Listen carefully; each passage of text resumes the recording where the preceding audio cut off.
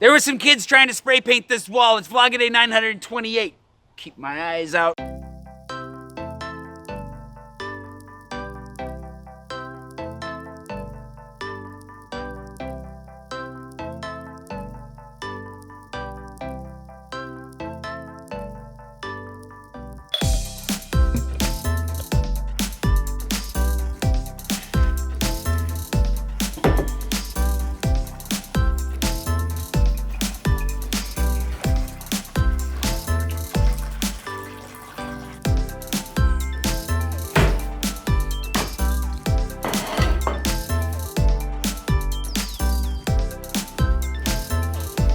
Good morning. It's Wednesday? Today's Wednesday. I'm really on top of my life. And for those of you who are on top of what's going on here, you may know that I broke my Gustav mug, which is one of the great tragedies of my life. That's why I've been drinking coffee out of a glass, which is fine because that's what all the fancy people do. But I don't know, I just like having a mug. It's just something cozier about it. It feels nicer to me. Thankfully, for the first time in a long time, my timing is on time. I actually ordered a couple of mugs not that long ago, and I had no idea which one this was gonna be, but I was kind of curious because, great. My suggestion would be don't order this mug. Hey look, my name is on it though, so that's good. At least it's got the stamp of my approval. So this happened to Dixie as well. She sent me a picture. How do you mess this up? Teespring. I love Teespring, don't get me wrong. They've actually been really good to work with, and I've got some other stuff that I'm excited about. But I wanted to order one of these myself because I need more mugs anyways. And I wanted to see if this was still happening, and apparently it's still happening. If you hadn't gathered, the design is only supposed to be on here once. Instead it's on here twice and in different sizes. Now, the reason that it's on here twice is, I don't know if you really want to get into the granular of mug printing. Learn my lesson. I need to modify this. It's also covered in dust, which is not great for drinking coffee. Hold on. That said, of course, if you want a limited edition screwball mug, get on it quick because I'm going to try and fix this today. We'll see if I actually get it done or not, or if I manage to fix it. Cheers.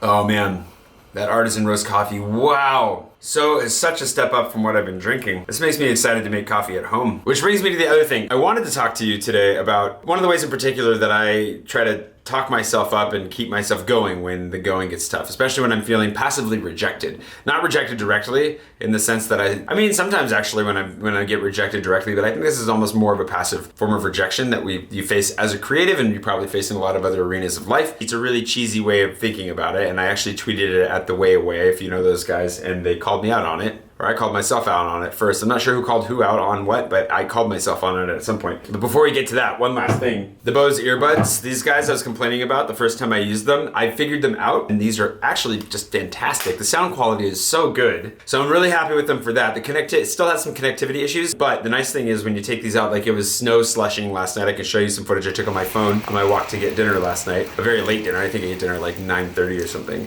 I feel great just throwing these in and knowing that even if I get soaked, they're gonna be fine. I mean, I was under my rain jacket, but it is nice to have them for that. That was good. Anywho, let me eat some breakfast really quick, and then I've got a lot of work to get done in the house today, but I do want to talk to you a little bit about the cheesiest line in the world, but it makes me think of Aladdin every time, and that is that I'm one whose worth lies far within the diamond in the rough. Which, yeah, let me explain.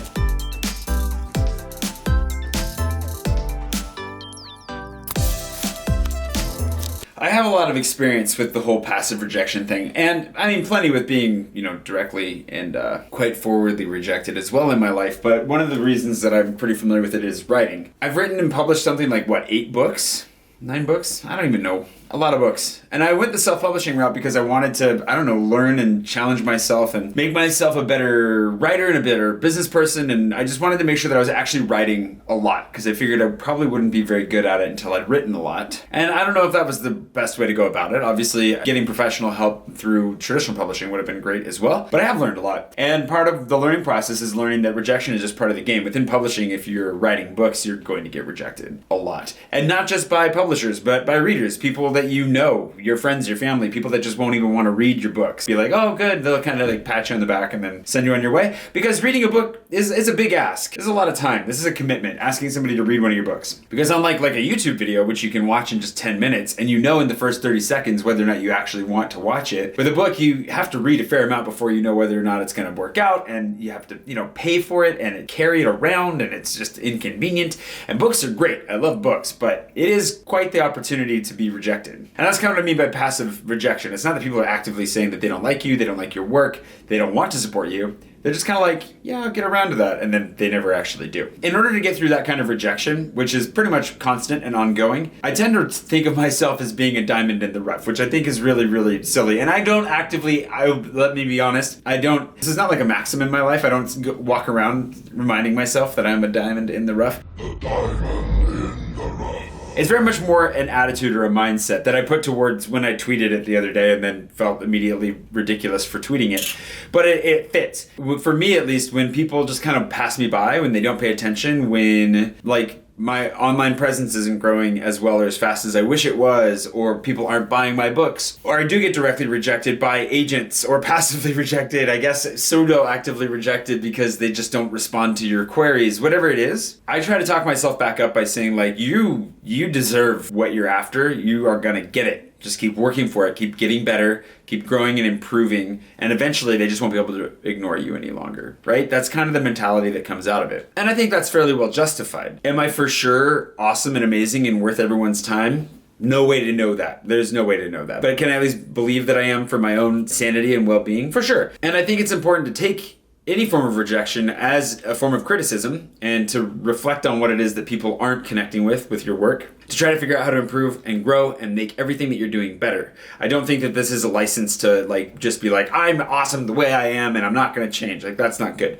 We should always be growing and changing and actively improving in whatever it is our craft is, whatever our work is, the way that we carry ourselves and behave. There are all sorts of arenas that we can improve in. But the last thing that I want to do is get down on myself and be crippled by a sense of rejection or that feeling that maybe I'm not good enough, maybe I need to quit. Proper response is probably, maybe I'm just not good enough yet, but I need to keep getting better. Because at some point when you're good enough, I feel like the world has a hard time ignoring you. And a lot of the difference that I've seen in the people that make it and don't is whether or not they give up. The people that end up making it, I feel like one of the consistent themes you see, whatever domain somebody's throwing themselves into, what ends up differentiating them from their peers or from the people that never made it more than anything, is that they never gave up. When the going got tough, when they felt rejected, when they were rejected, when they had to completely reinvent themselves, they didn't give up. They kept going. And eventually, something stuck, something hit, something went. And that's not to say that it's guaranteed that I'll ever get anywhere. It's not to say that I'm guaranteed to ever succeed at the wildest dreams that I have. But I definitely do take stock of the great things that have come my way and how much my life has changed in the last year.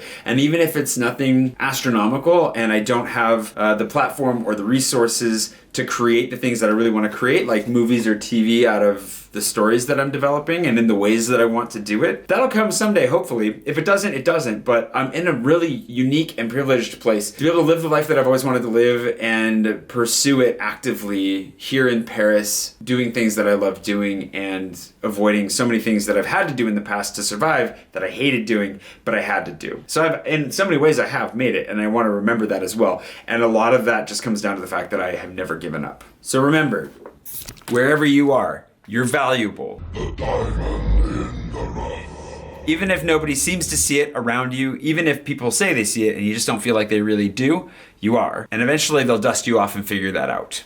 But until they do, just find that value in yourself, remind yourself of it, and stick with it. Because eventually things will work out. I mean, and that's not a guarantee. I obviously can't make existential guarantees about anyone's life because I can't even guarantee anything of my own. But that's what I choose to believe. That's what I choose to operate under, is the assumption that if I keep working hard at this, if I keep getting better at everything that I can, if I keep pouring all the best energy that I can into these projects and into the things that matter most to me, then eventually something's going to stick. And I think we'll make it. eventually. Speaking of which, I need to record a couple more chapters of this right now because I've been avoiding it. I also need to record something for Prolific Works. I'm going to be doing some more course stuff for them here as well. And then tomorrow, I'm finally going to go into the tax office here in Paris. I was trying to do stuff online, but I'm pretty sure you have to go in person first to get your numbers and stuff. And I'm going to get yelled at or something. So I'll let you know how that goes. Anyways, I hope that you're having a great day wherever it is you are. I'm going to be going, after I get done working here today, I'm going to be going to a presentation by Andrew Kramer, who's Video Copilot. If you're familiar with Video Copilot, After Effects, all that stuff, he's on a little bit of a tour. So I'm going to go meet Jason Boone. If you haven't seen his YouTube tutorials yet, I'll try to link to those. But we're going to go watch Andrew present with a couple other locals. I think they're going to be some French motion designers, and I just thought it'd be cool. I've been following him on YouTube for like a decade or longer probably, and yeah, seeing him in person seems like a really cool thing to do today, so I'm going to do that as well. And I'll see you bright and early tomorrow morning for yet more. Hopefully, I'm realizing that I picked another bad day to stay home and work indoors all day because it's actually sunny outside. So maybe I'll try to go outside and get something later, like after lunch. But there's a good chance I'm going to be inside working all day because I just make the worst possible scheduling decisions based on weather. Anyways, I'll see you tomorrow, hopefully for another sunny day here in sunny now Paris. Probably cloudy tomorrow.